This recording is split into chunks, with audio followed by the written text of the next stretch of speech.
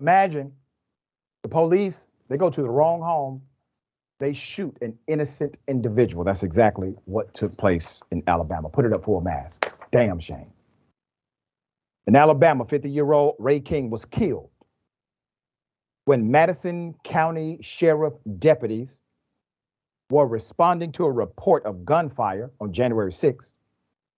King had worked as a custodian at New Market School for the last 15 years. They were in the wrong home and shot and killed an innocent man.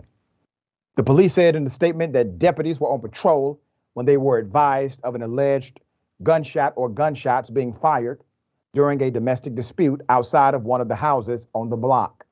Deputies made contact with King, who had a gun. It's his constitutional right to have one. The office said in the statement, deputies fired their weapons, striking King, who died at the scene. You see this pictured there. Those are broken windows from bullets. Okay. However, WHNT and WAFF reported that family members said the deputies responded to the wrong house. They said the domestic dispute involved a female family member at a nearby home and not King at all. The stations did not name the family members. WHNT said the sheriff's office did not immediately respond to the TV station's inquiry about the family's claims. The deputies involved in the shooting were placed on administrative leave, pending the outcome of an investigation headed by the Alabama Law Enforcement Agency. Let's put up the sheriff. Buck stops with him. He's supposed to be in charge.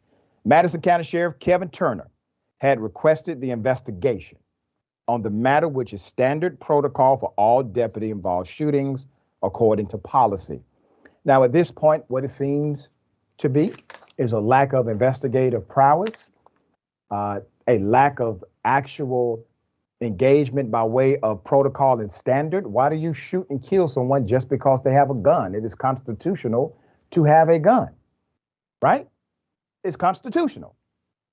Do you think the man who works at the local school wanted to kill the police? Of course not. He was likely in shock, trying to be protective of him and his family. Now you have lack of transparency. Sheriff's office not giving you any more details. You don't have an actual official report of where they got it wrong. How did they get it wrong? They're not talking at the moment. All right, we will stay with this story until the development comes. Dear brother, thoughts?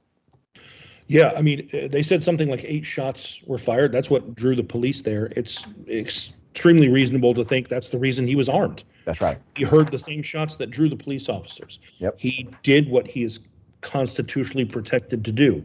He armed himself to protect his family, and instead the people who are commissioned to protect his family and protect his community are the very ones who took his life. I would love to know where a lot of the Second Amendment people are on this. This is a clear-cut case of exactly what you talk about, the reason that exists. He was killed exercising his right.